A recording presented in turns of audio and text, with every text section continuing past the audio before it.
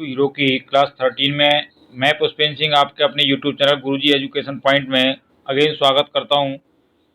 बच्चों, हमने यहां से पार्ट ऑफ स्पीच को पढ़ा, जिसके अंतर्गत noun, pronoun, adjective, verb, adverb, preposition, conjunction और इंटरजेक्शन, यानी हमने 8 चैप्टर यहां से पढ़े। अब ये चैप्टर तो अलग अलग थे, लेकिन यहाँ क्या है, same word different part of speech. आज की जो क्लास का चैप्टर है वो है आपका same word part different part of speech. यहाँ मिक्स सेंटेंसेज होंगे, यानी एक वर्ड जो होता है वो नाउन भी हो सकता है, प्रोनाउन भी हो सकता है, एडजेक्टिव भी बन सकता है और आपका वर्ब भी हो सकता है। तो आइए आज की क्लास को यहाँ से स्टडी करते हैं और चलते हैं स्क्रीन पे। तो स्क्रीन पर जाने से पहले मैं सभी छात्र छात्राओं से कहूँगा कि क्लास को पूर्ण रूप से देखें और तभी देखें जब आपके पास टाइम हो, क्योंकि क्लास को कंप्लीट न देखने पर क्लास पूरी तरह से समझ में नहीं आती। दूसरी क्या है कि एक बार में अगर समझ में नहीं आती तो इसको बार बार देखें। थोड़ा सा टाइम ज़रूर लगता है समझने में, क्योंकि ये पढ़ाई है, इंटरटेनमेंट नहीं है। तो पढ़ाई को पढ़ाई के तरीके से एकांत स्थान पर बैठ के स्टडी करें।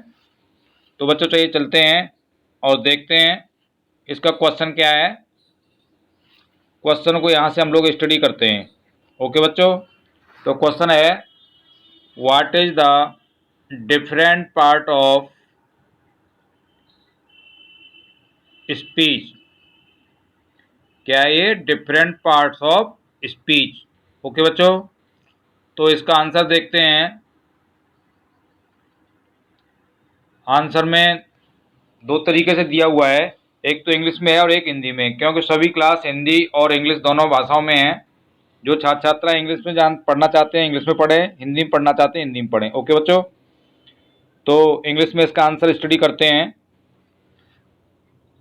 The use of the same word in different part of sentences is called different part of speech.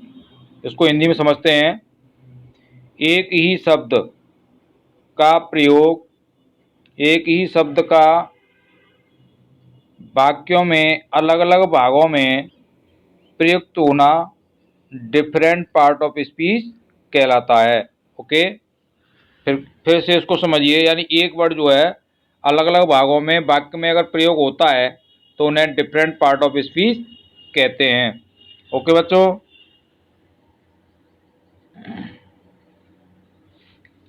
देखिए उदाहरण के तौर पे क्या होता है। प्ले वर्ड जो होता है, जिसका हिंदी अर्थ होता है खेल। क्या होता है? खेल। इसको नाउन के रूप में यूज होता है और ये वर्ब के रूप में भी यूज होता है।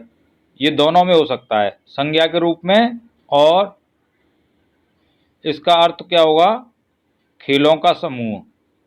जबकि क्रिया के रूप में आएगा तो इसका अर्थ क्या होगा? खेल खेलना। क्या होगा? खेल खेलना। ओके, तो आइए इसको जो है वाक्य में समझते हैं, सेंटेंस के माध्यम से। नाउन के रूप में समझते हैं बच्चों।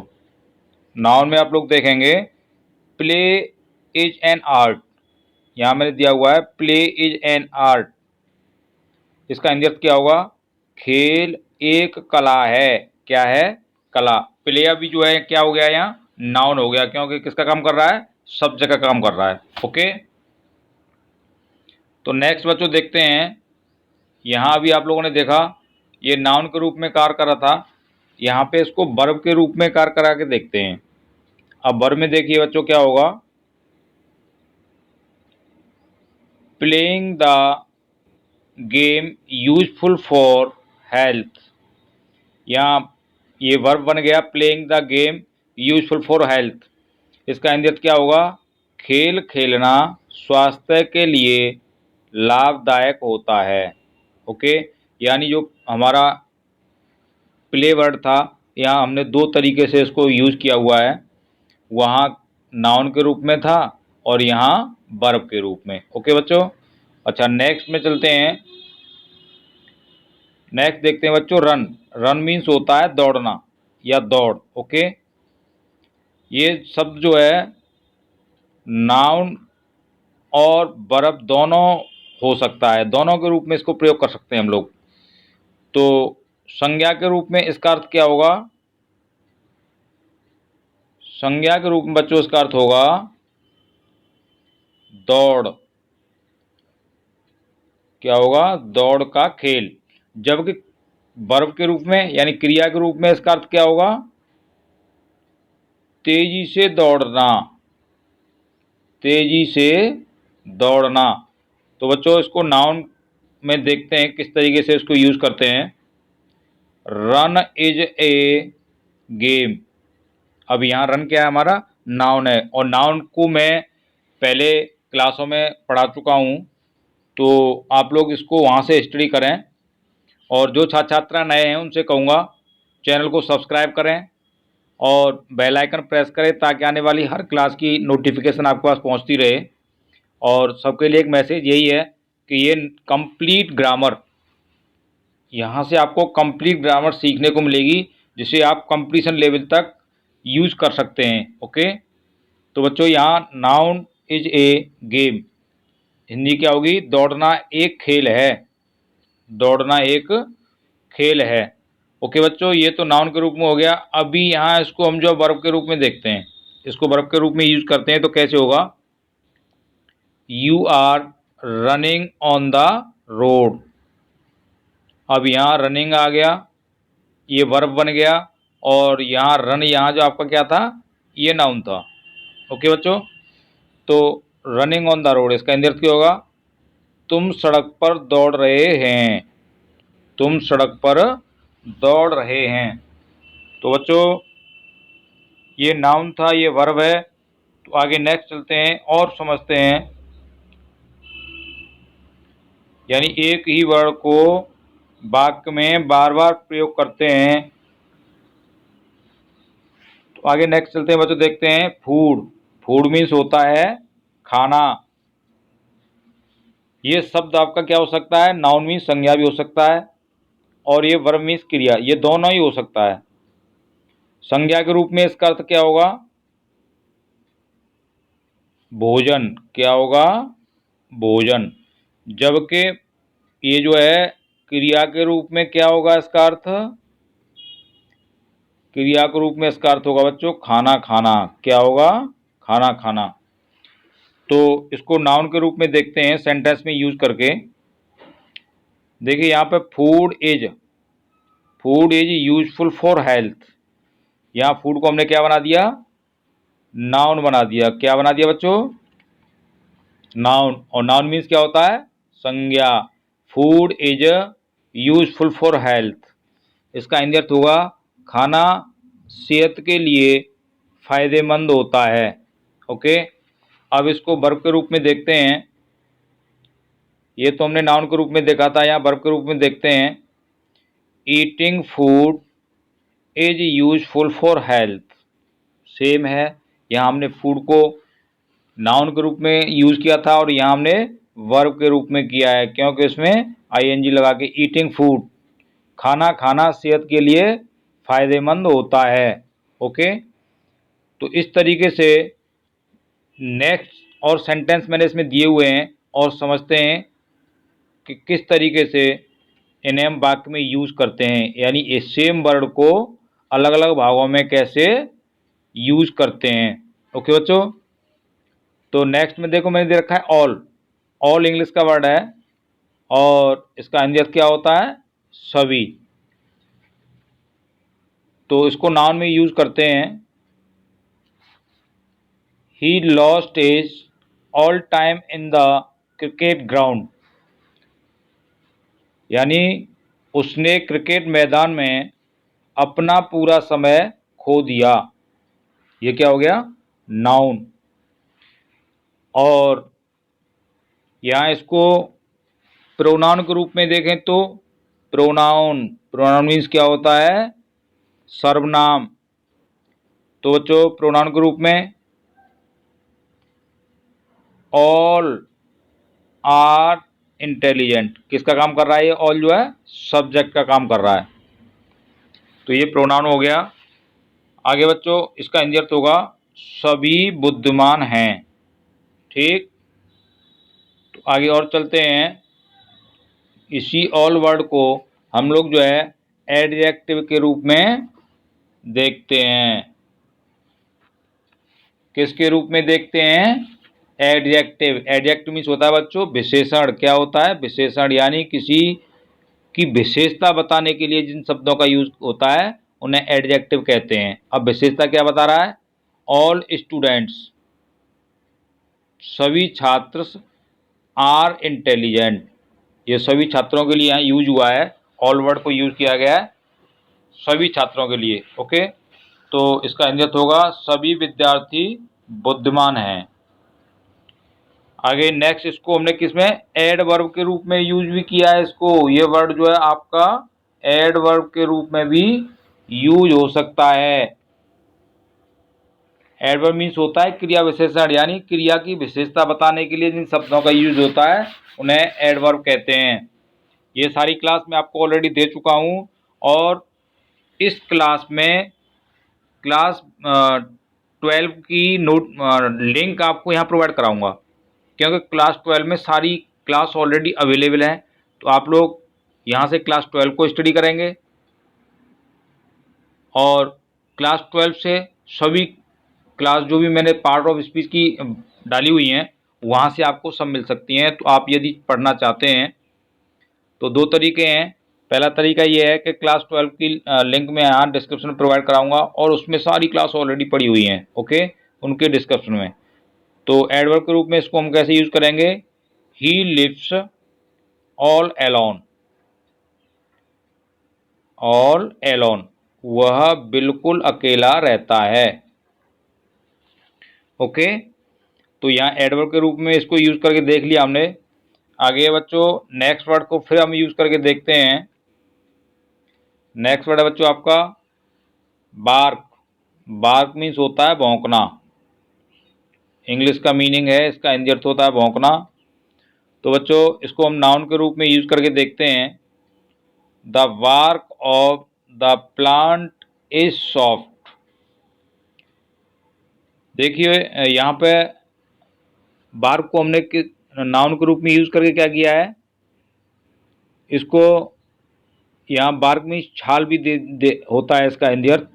तो पौधे की छाल मुलायम होती है। पौधे की छाल मुलायम होती है। एक तो यहाँ हमने इसको नाउन के रूप में यूज किया। जब नाउन बन गया तो क्या हो गया? ये छाल हो गया। क्या मीनिंग हो गया बच्चों? ये छाल। और वर्ब के रूप में इसको यूज करेंगे तो आगे देखते हैं क्या होता है। देखिए, the dog barks at night. यहाँ ये वर्ब के रूप में बार्क्स हो गया, प्रेजेंट इंडेफिनिट बन गया, और इसमें एस लगा दी। तो इसका हिंदी क्या होगा? कुत्ता रात को भौंकता है। तो वहाँ हमने क्या किया था? बार्क को छाल के रूप में यूज किया था, और यहाँ इसको वर्ब के रूप में यूज किया है, भौंकने के रूप में। ओके बच्चों, तो नेक्स्ट भी देखते हैं। नेक्स्ट मीनिंग को देखते हैं कि हम लोग किस तरीके से यूज करते हैं। बैक। बैक मीन्स होता है बच्चों पीछे। क्या होता है? पीछे। तो इसको वर्ब के रूप में यूज करके देखते हैं पहले। My friend begged me when I was in need। देखो मैंने यहाँ इसको सेकंड फॉर्म में यूज किया हुआ है, begged me। तो बच्चों इसका हिंदी होगा जब मुझे जरूरत पड़ी तो मेरे दोस्त ने मेरा साथ दिया। ओके, अब इसको एडवर्ब के रूप में यूज करके देखते हैं। बच्चों एडवर्ब का हिंदी अर्थ मैंने आपको बताया था क्रिया विशेषण। क्रिया की विशेषता बताने के लिए शब्दों का यूज होता है, उन्हें एडवर्ब कहते हैं। तो I never look back. Look back, मैं कभी पीछे मुड़कर नहीं देखता, इसका अर्थ ही होगा। ओके, तो यहाँ तक आपकी समझ में आ रहा होगा। अगर एक बार में समझ में नहीं आता, आप लोग इसको 2 बार 3 बार स्टडी करें, क्योंकि बार बार स्टडी करने से आपकी समझ में आ जाएगा। एक कहावत भी है, कि करत करत अभ्यास के जड़मत होत सुजान और रसरी आवत जाते सिर पर पड़त निशान। तो बार बार अभ्यास करने से कोई भी चीज़ हमें कंठस्थ हो जाती है और हमारी समझ में पूर्ण रूप से आ जाती है। ओके बच्चों, तो नेक्स्ट चलते हैं नेक्स्ट मीनिंग के लिए। बच्चों अगला मीनिंग मैंने इसमें रखा हुआ है डांस। डांस मीन्स होता है नाचना, जिसको हम नृत्य भी कह सकते हैं। नृत्य और नाच दोनों सेम टू ऑल हैं, हिंदी के वर्ड हैं, दोनों का मतलब एक ही होता है। तो बच्चों उसको पहले हम नाउन के रूप में यूज करके देखते हैं डांस को। जब नाउन के रूप में यूज करते हैं तो मैंने यहाँ सेंटेंस में दिया हुआ है लेट अस हैव डांस। तो इसका अर्थ होगा चलो नृत्य करते हैं। ये तो हो गया आपका नाउन। अब इसको वर्ब के रूप में यूज करके देखते हैं। तो वर्ब के रूप में बच्चों Ram and Shyam are dancing, क्या कर रहे हैं? डांसिंग कर रहे हैं। इसका अर्थ क्या होगा? राम और श्याम नाच रहे हैं। क्या कर रहे हैं? नाच रहे हैं। ओके बच्चों, तो नेक्स्ट चलते हैं। नेक्स्ट वर्ड को हमने यहाँ दिया हुआ है डाउन। डाउन मीन्स नीचे। क्या होता है इसका अर्थ? नीचे। यानी एक ही वर्ड को डिफरेंट पार्ट ऑफ स्पीच में यूज करके देख रहे हैं। ओके, और जिन्हें हम डिफरेंट पार्ट ऑफ स्पीच यानी same word different part of speech कहेंगे। तो बच्चों नेक्स्ट में डाउन दे रखा है, तो डाउन को हमने जो क्या किया है एडवर्ब के रूप में यूज करके देखते हैं इसको। एडवर्ब क्या होता है? क्रिया विशेषण। तो ही वेंट डाउन, यहाँ हमारा क्रिया हो गई वेंट और इसकी विशेषता क्या हो रहा है? बता रहा है डाउन मीन्स यानी नीचे चला गया। वह नीचे चला गया। वह नीचे चला गया। अच्छा बच्चों, अभी तक हमने वर्ब एडवर्ब नाउन इनमें यूज करके देखा था, लेकिन इसको ना अभी हम लोग प्रीपोजिशन में यूज करके देखते हैं। प्रीपोजिशन बच्चों ये वर्ड भी आपका पार्ट ऑफ स्पीच है, जिसे मैं ऑलरेडी पढ़ा चुका हूं और ये क्लास आपके इस गुरुजी एजुकेशन पॉइंट में अवेलेबल है। जिन छात्र छात्राओं ने स्टडी नहीं की है वो यहाँ से इसको स्टडी करें, और जिन्होंने स्टडी की है समझ में नहीं आए तो उसको दोबारा स्टडी करें। ओके, तो बच्चों प्रीपोजिशन के रूप में इसको यूज करके देखते हैं। तो यहाँ सेंटेंस पर चलते हैं। ही केम डाउन द ट्री। अब डाउन मीन्स नीचे होता है, तो इसका हिंदी अर्थ क्या होगा? वह पेड़ के नीचे आ गया। कहाँ गया? पेड़ के नीचे। तो ये प्रीपोजिशन के रूप में यूज हुआ। आगे बच्चों आप लोग यहाँ से अपने नोट्स भी प्रिपेयर कर सकते हो और खूब पढ़ सकते हो, और खूब पढ़ोगे तो पक्का आगे बढ़ोगे। तो बच्चों आगे है एडजेक्टिव। एडजेक्टिव मीन्स क्या होता है आपका?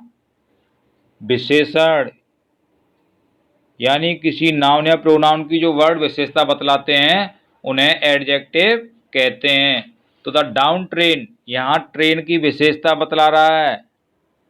The down train is coming, नीचे वाली रेलगाड़ी आ रही है। जो नीचे रेलगाड़ी थी वो आ रही है। यहाँ ट्रेन की यहाँ विशेषता बतलाई गई है डाउन के माध्यम से।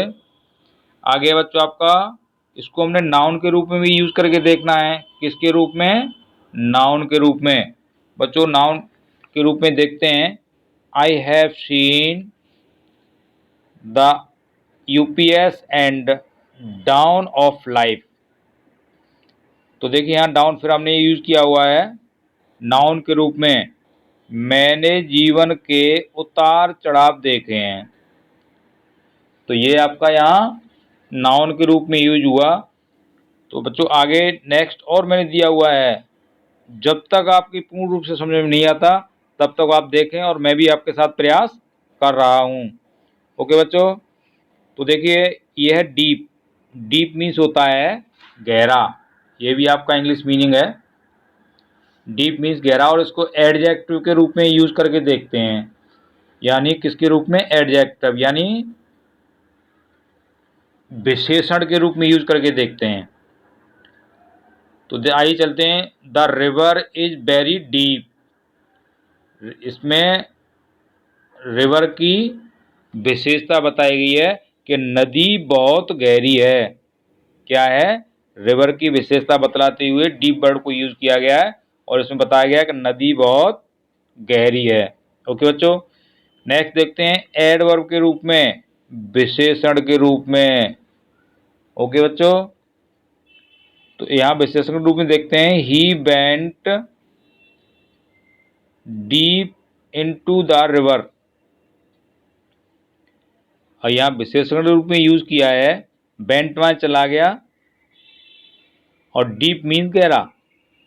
ओके, यहाँ क्रिया की विशेषता को वर्णित किया गया है, वह नदी की गहराई में चला गया। नदी की गहराई। ओके बच्चों, आगे नेक्स्ट वर्ड मैंने फिर और आगे किया हुआ है।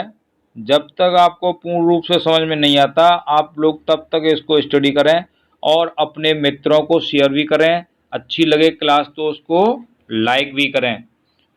तो बच्चों, बार बार पढ़ने से आप 100% यहाँ से सीख जाओगे। और जो ब्रिलियंट स्टूडेंट होते हैं वो एक बार पढ़ने में ही सीख जाते हैं। और आगे चलते हैं। होप। होप मीन्स होता है बच्चों आशा। क्या होता है? आशा। इसको नाउन के रूप में यूज करके देखते हैं। He has high hope. Hope, तो यहाँ हिंदी में समझते हैं उसे बहुत आशा है। क्या है? आशा है। तो बच्चों, इसको वर्ब के रूप में यूज करके देखते हैं। We hope you will succeed. यहाँ होप जो है किसके रूप में आया है? ये वर्ब के रूप में आया है। वर्ब मीन्स क्या होता है? क्रिया। कर्ता द्वारा किए जाने वाले कार्य को हम क्या कहते हैं? वर्ब कहते हैं। और इसकी क्लास भी मैं आप लोगों को ऑलरेडी दे चुका हूं। आप इसको स्टडी करें, अगर नहीं किया तो, और कर लिया तो वेल एंड गुड। इनके समझ में नहीं आई तो उसको दोबारा से स्टडी करें और आगे बढ़ें। ओके बच्चों, तो इसका हिंदी अर्थ होगा, हम आशा करते हैं कि आप सफल होंगे।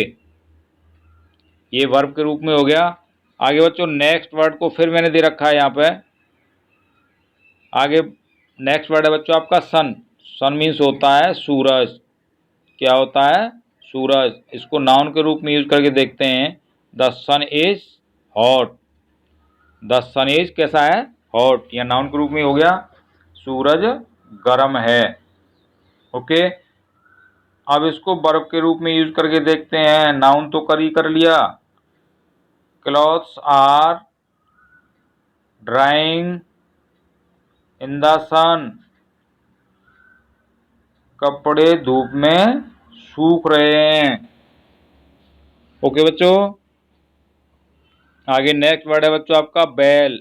बैल मीन्स होता है कुआं। क्या होता है?